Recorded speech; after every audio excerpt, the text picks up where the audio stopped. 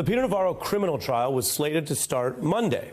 He was finally facing Judgment Day for defying the January 6th committee. The former Trump aide was subpoenaed after discussing his active role in a coup plot or sweep on the beat. Unlike most Trump figures, Navarro detailed and then basically admitted how they wanted to overthrow the election, then defied the subpoena, which led to his surprise arrest. They put me in handcuffs. They bring me here. They put me in leg irons. They stick me in a cell. That's punitive. What they did to me today violated the Constitution. Now, the trial set for Monday was just today delayed. It's kind of the first good procedural news Mr. Navarro has gotten in this case in quite some time. The judge allowing extra time for pretrial debate over the role executive privilege could play when the case reaches a jury. A different outlet put the news as more of a setback for Navarro in the long run, reporting the ruling does allow Navarro to argue Trump had invoked executive privilege, and a jury should be able to decide whether that happened, but that the judge has spurned the key point in the case. Now, the judge is trying to show fairness about Mr. Navarro's right to make this argument and to ensure there's an orderly plan for how these subjects arise in the trial, which, again, is going to apparently take more time. Now, none of this reveals how much a jury will approach the claims, whether they will convict Navarro, like the jury that convicted Bannon on the very same charge, or if a jury might find Navarro's claims different. Unlike Bannon, Navarro was inside the White House during the plot to overturn the election. But today's ruling refocuses attention on a major problem for Navarro, who will go on trial eventually one way or the other. The problem is claiming that Donald Trump invoked privilege for Navarro. That did not happen during the January 6th probe, ever. Committee members stressed that when they held Navarro in contempt. Navarro then appears to fall back on the vague assertion that the executive privilege here belongs to former President Trump. Entirely irrelevant, because our committee has not been given any attempted invocation of executive privilege by Donald Trump. There was no Trump privilege, not when Navarro was subpoenaed, nor held in contempt, nor when he was later arrested. And in today's ruling for this delay, the judge says there is no evidence Trump invoked privilege.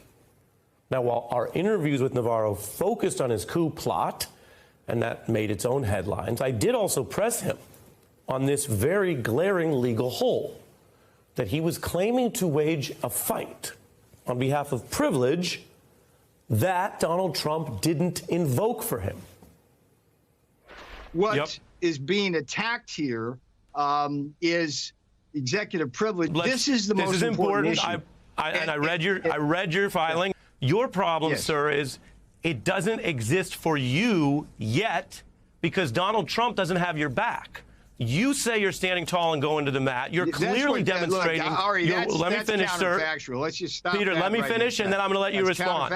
You say it's counterfactual, so let me give you some facts. As you would say when we debate, that's false. Okay, so that's false. So let me show the evidence, and then you get to respond. So here's the evidence.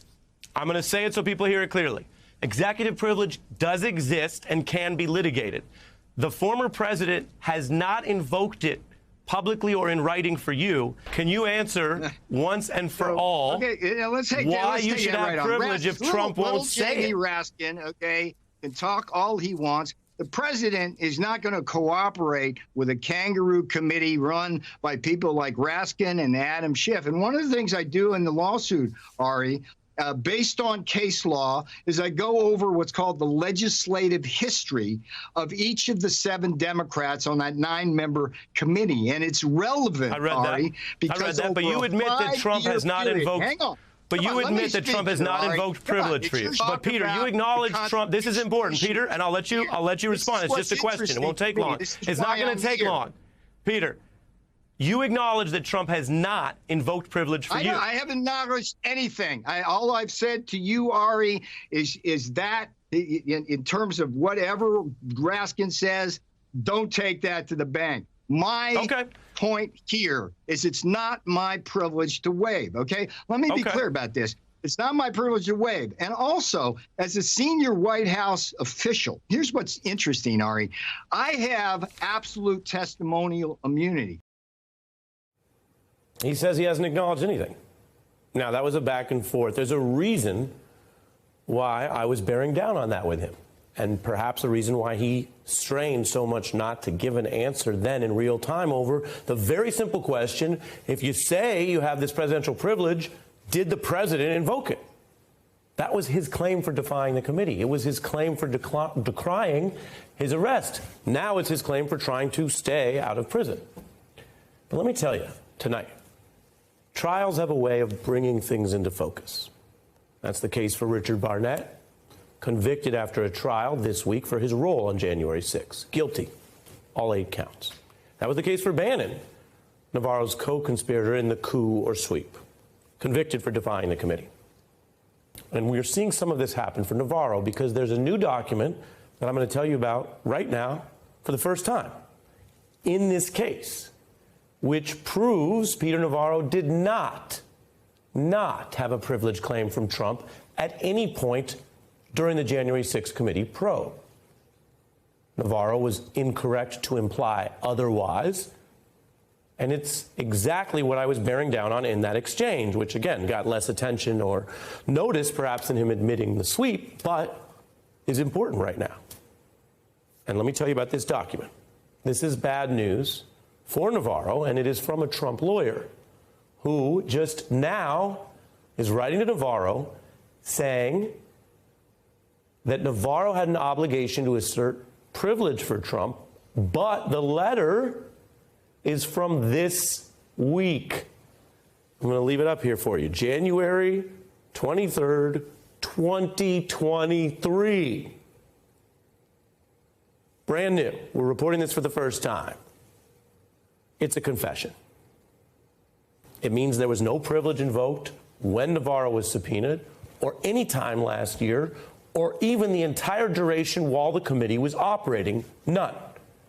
Now, on the very eve of trial, a ruling today, Friday before a Monday trial now delayed, somebody got a Trump lawyer to claim in this sort of roundabout language that they now have a view of privilege. And that's why the judge overseeing the case says there was no privilege, and why, among other reasons, Navarro faces a tough slog when this trial does start. This is an individual who has his reasons for why he did what he did, and why he talked about what he did, and then why he wouldn't in any way follow the laws that govern all of us and respond to the committee about whether he would talk about it. Now, only he knows why he picked that approach. Only he knows why he thought he could help overthrow an election and then hide behind legal concepts like privilege without ever responding to the committee or sending them back a letter with a privilege at that time. We got a big clue in this letter. Trump never gave him the privilege last year, just as we suspected in our exchange.